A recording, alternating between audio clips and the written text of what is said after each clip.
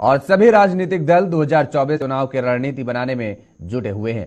इसी कड़ी में बिहार में एनडीए के सीटों का बंटवारा हो गया है, लेकिन पशुपति पारस को कोई सीट नहीं दी गई, जिससे नाराज होकर पशुपति पारस ने केंद्रीय मंत्री पद से इस्तीफा दे दिया। इस बीच बिहार में सियासी घमासान को लेकर आम जनता की क्या कुछ राय है, आपको सुनवाते हैं।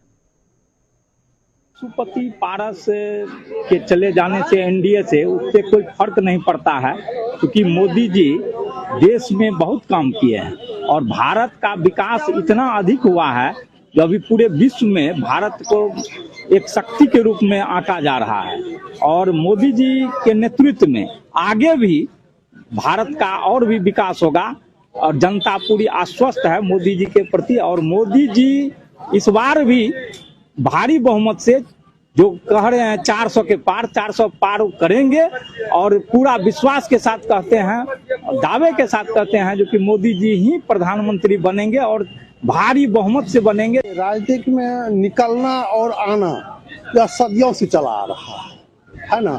अब किसी के निकलने से और किसी के जुड़ने से राजनीतिक दल पर थोड़ा बहुत तो असर पड़ता है, लेकिन जो पार्टी अच्छे कार्य करने वाले हैं उनको मत मिलेगा ही।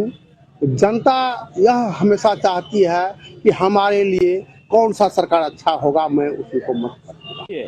सबसे बड़ी बात है कि ये जो है एनडीए गठबंधन, जिसका कि केंद्रीय नेतृत्व के द्वारा पूरे देश के अंदर जो है समन्वय बना के कार्यक्रम चलता है। और अभी का जो वर्तमान समय है इसमें जो है एक समन्वय स्थापित करके किस दल को किस गठबंधन में कितना सीट देना है, क्या देना है, ये ऊपर का नेतृत्व स्वयं तय कर रहा है। बहुत भी बिहार के बारे में हम लोगों ने सुना, लेकिन जब केंद्रीय नेतृत्व ने चिराग पासवान जी को 5 सीट के लिए अधिकृत किया, उसको 5 सीट दिया, तो निश्चित रूप से इस पारस जी को गुस्सा आएगा।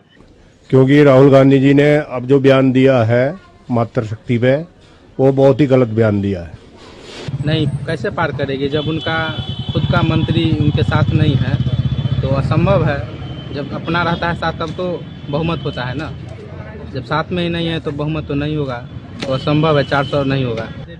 यही तो खेला मतलब हो रहा है एनडीए में। अभी चुनाव से पहले ही उनके मंत्री लोग इस्तीफा देके जा रहे हैं। 400 पार के 40 पार हो जाए वही हमको लगता है काफी है इस बार। जनता जो है इस बार समझ चुकी है। अब जो है वो जुमलेबाजी की सरकार जो है उसके बारे में जान चुकी है, तो जनता संभल चुकी है और अपने मताधिकार का प्रयोग सही जगह पर करेगी। पशुपति कुमार पारस इस्तीफा दिए हैं तो इस पर बिहार पर बहुत ज्यादा प्रभाव नहीं पड़ेगा, इसलिए कि एक मुखिया का चुनाव भी नहीं जीत सकते हैं और ये रामविलास पासवान के नाम पर चुनाव ये रिजर्वेशन सीट से लड़े हुए हैं और नरेंद्र मोदी के नाम पर चुनाव जीते हुए हैं। और अभी तक अपने क्षेत्र में हम जहाँ तक जानते हैं कोई भी एक सभा नहीं किए हैं या कोई पब्लिक का ये नेता नहीं है या कहीं कोई प्रचार प्रसार में नहीं जाते हैं। ये पारस जी का कोई जनाधार है नहीं, पहले से ये तय है। और जब चिराग पासवान एनडीए के हिस्सा हैं तो ये तय है कि वो अपने पिता के उत्तराधिकारी हैं। अब रह गई बात कि कौन कहां से लड़ेगा, तो चिराग का एनडीए में शामिल होके आधिकारिक रूप से आना बताता है कि वो कहां से लड़ेंगे। उस परिस्थिति में वैसे भी पशुपति पारस के पास हारने के सिवाय कोई और विकल्प नहीं है। पशुपति पारस को अगर कोई बिहार की राजनीति में जानता है तो वो रामविलास पासवान जी की वजह से जाने जाते हैं और उनका कोई विशेष जनाधार बिहार की राजनीति में है भी नहीं। अगर भाजपा ने ऐसा कुछ निर्णय लिया है तो भाजपा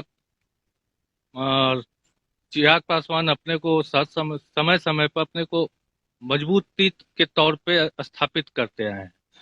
तो इसलिए आज केंद्रीय नेतृत्व ने जो आज अपना जो निर्णय लिया है पशुपति पारस को दरकिनार करने का, वो कहीं ना कहीं सही भी है।